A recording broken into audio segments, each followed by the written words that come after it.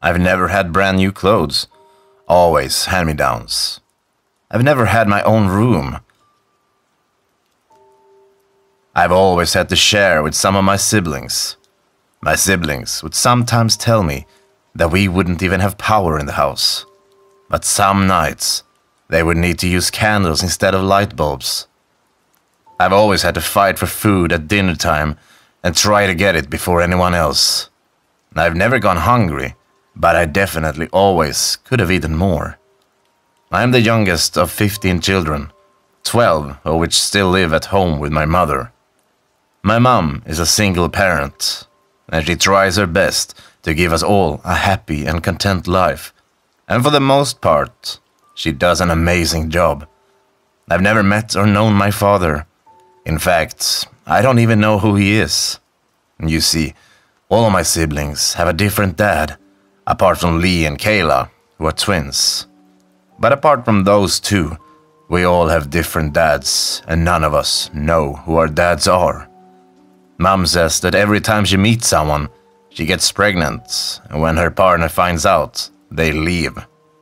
I think the fact that we only know our mother is something that my siblings and I have all come to terms with. 3 of my siblings, 2 brothers and a sister, have all moved out from home and are quite successful. My oldest brother, Simon, has actually found a job in advertising, and even though I don't see him too often anymore, still quite often see adverts he has helped create on the TV. After my siblings moved out, things at home got a bit easier. There is a bit more food on the table and a little bit more money to go around. Most of my siblings are older now as well, so they all have a job and so help out with bills and pay their own way throughout life. Now, it's only me and my sister Lisa who are left at high school. Lisa is in her final year, and I still have 2 more years left of school. As I am in the final years of my schooling, I am allowed to choose some subjects that are of interest to me, and one of those subjects that I chose was history. I've always been fascinated by the past, and the people and the events that happened before I was alive.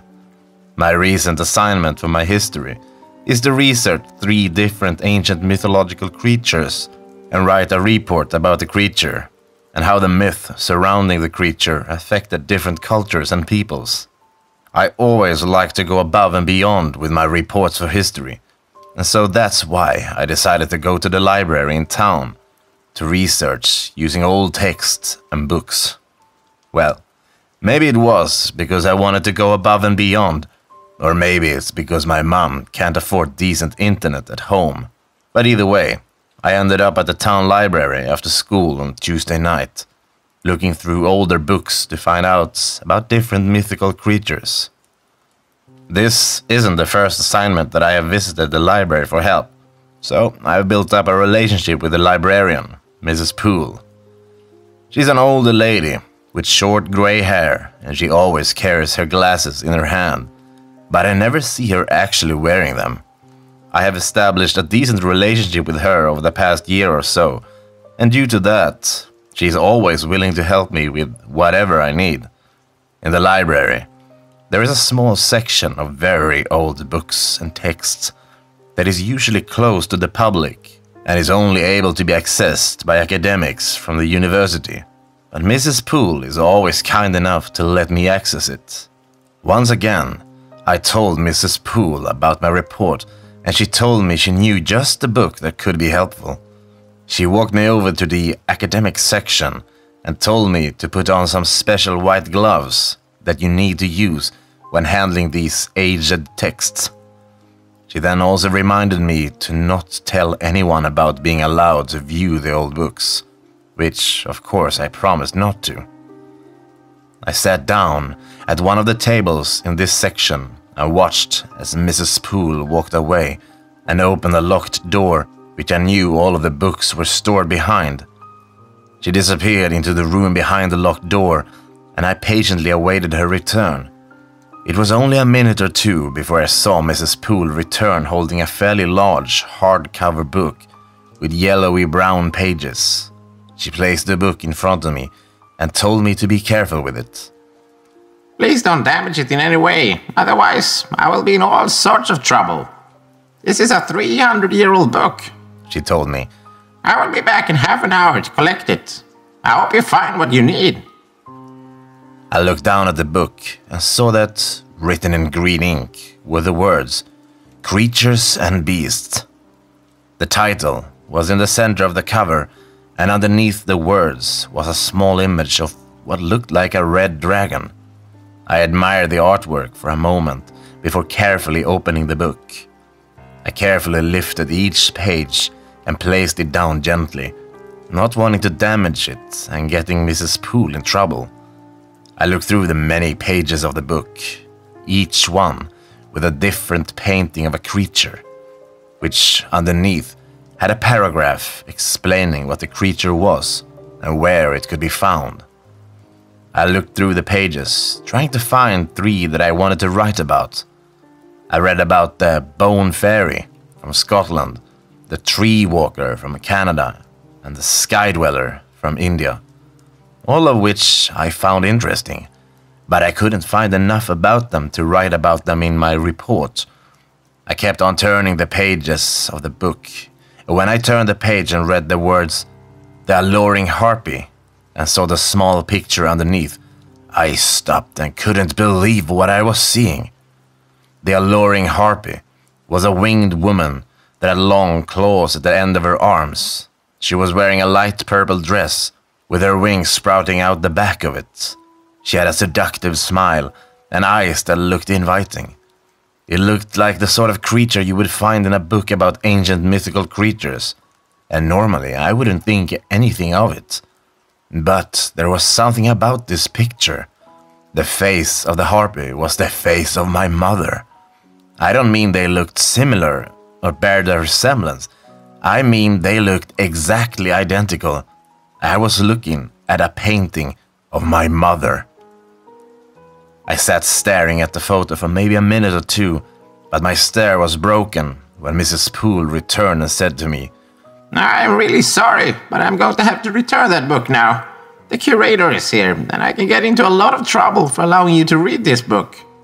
She then went to grab the book off the table and return it. I hadn't read about the Alluring Harpy yet, so I quickly begged Mrs. Poole to give me 1 more minute to read about it, but she said that it wasn't possible. She said that she could take a photo of the page for me though, and I could collect it the next day. I told her that would be great, and that I would be back the next day to look at the photograph. She then took the book off the table and walked it over to the locked door. I quickly left the academic section, careful to avoid being seen by anyone in case it was the curator. I managed to not be seen, and I made it out of the front door of the library and out onto the streets. I looked back at the library and thought about what I had seen. I knew that it was probably just a coincidence that my mother looked exactly like the picture of the harpy, but at the same time, I thought that it was too similar to not have any connection to my mother. I walked home from the library, plagued by thoughts of my mother and the harpy. I couldn't get it out of my mind. I didn't really want to see my mother when I got home, because she would know something was wrong, and she would find a way to get me to talk about what I had seen. So I was disappointed when I arrived home and saw my mom's beaten-up Toyota sitting in the driveway. I slowly walked inside, trying to avoid my mom, and go to my room that I shared with 4 of my brothers. I walked in through the front door, and standing right there in the hallway was my mother. Good morning, she said to me. How was your day today? I looked down at my feet and answered that it was a good day. I then tried to excuse myself to go to my room, but she stopped me. She knew something wasn't right. She asked if everything was okay. I told her that it was. I don't know why I was so nervous around my mother right now. Just because I had seen the picture didn't mean it was her. That was just crazy. My mom would have no idea about any harpy, and I knew that I was just being silly. But still, I couldn't help but feel nervous around her. Are you sure that everything is okay today? You seem different. Like you're nervous about something. My mom said to me again, trying to get an answer out of me. I stood there for a moment before I began to speak.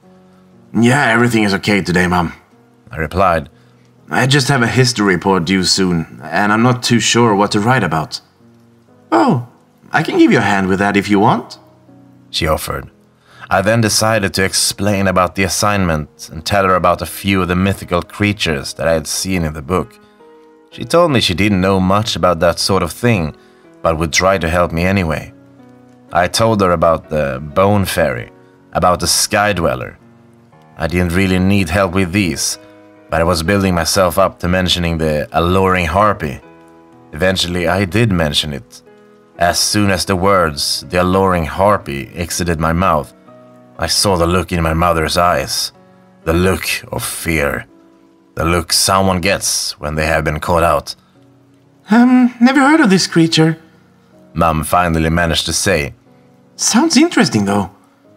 I told her I didn't know much about it, but I wanted to know more. She then told me that if I didn't know much about it, then maybe I shouldn't write about that creature. She then flashed me a sweet smile, and her eyes almost sparkled at me. I suddenly felt a lot more comforted. I realized how stupid I was being, and that there was no way there was any connection between the harpy and my mom. Mom then lightly touched me on the shoulder, and I felt a warmth run through my arm, and all of my worries of before were now vanished. I now felt a lot better. My mother then excused herself and told me that she had to get dinner ready. She left and went to the kitchen to begin cooking. As she walked off, I could have sworn I saw a slight bulge under the back of her top, right where a wing could have been, but I quickly dismissed this as my eyes playing tricks on me. For the rest of the night, I didn't think too much more about what I had found or the bulge under the top. I slept very well that night, much better than I normally do. The next day, I woke early and got up and got ready for school. When I went down to the kitchen, my mom had already left for work, and so I didn't see her that morning. School passed by quickly, and soon it was the end of the day, and I was about to walk home from school when I suddenly remembered the photo that Mrs. Poole was going to take of the book. I had almost completely forgotten about it, like it had been wiped from my memory. But I remembered at the last minute and decided to head to the library to get a look at this photo. I made it to the library and was greeted by Mrs. Poole, who, when she saw me, reached into her pocket and pulled out a small photograph. She handed it to me, and I saw that it was the picture of the page I wanted to read. It was hard to read because the photo was so small, but I managed to read what it read, and it read as follows. The Alluring Harpy is a dangerous beast. It uses the power of love and desire to get what it wants, and what it wants is to spread its evil across the world. The harpy will disguise itself to look like a human woman, but it actually has sharp claws, sharp fangs and wings. The harpy will use its powers of seduction to seduce men, where it will then try to reproduce with these men. Its powers of seduction often come from their beautiful smiles, their enchanting eyes, and their soft touch. Often, harpies will have multiple children to multiple men. Once the harpy has mated with a man, it will perform a small ritual that involves lighting candles and then eating the male. The harpy will then be pregnant and will soon give birth to its children. Harpies will often have around 15 to 20 children in a 30-year period, before waiting 100 years, then start the mating period once again. Its offspring will appear human, but when they reach a certain age, they will begin to develop their own abilities of seduction and manipulation. They then only have one purpose. They must manipulate as many people as they can. They try and manipulate people to do their bidding, almost like slaves. Once the harpy's offspring are old enough, they will begin to mate as well, and they will try to pass along their bloodline to as many people as possible. The goal of the Alluring Harpy is to slowly take over the human population with their own bloodlines. I finished reading, and I couldn't believe what I had read. The multiple children with multiple men really struck me. I was concerned about the harpy's smile and touch, as this was something that I experienced the night before with my own mother. Her touch had seemed to make all my worries disappear. Maybe these are all coincidences, and I'm just worrying about nothing. Or maybe I am one of the offspring, and I am yet to fulfill my purpose. I really didn't know what to think, so I just stood there in the middle of the library, clutching the photograph of the textbook. Is everything all right there? Mrs. Poole said to me, looking concerned because I hadn't moved for a while. I took a second to process what she said, but once I had, I answered that everything was all right, but I needed to get going now. I handed back the photo to Mrs. Poole and thanked her for getting it for me. Then I headed out of the library door and began to make my way home. So many questions swirled in my head on the walk home. Questions I wasn't even sure I wanted the answers to. My own thoughts must have distracted me though, because before I even had time to process all of them, I was standing in my driveway, looking up towards my house, the house that my mother was inside of. Everything appeared to be normal, apart from one thing. A small light was illuminating from within my mother's bedroom. The light was shining through the thin curtain that blocked the view into her bedroom. I could see that this light was flickering, and so I knew exactly what it was. A candle. I felt a small rush of fear begin to overcome me. My mother had never burned candles since I had been alive, and after what I had just read, I was worried as to why she was now. I slowly walked down my driveway and to the front door, trying to stay as quiet as possible. I knew that it was all ridiculous.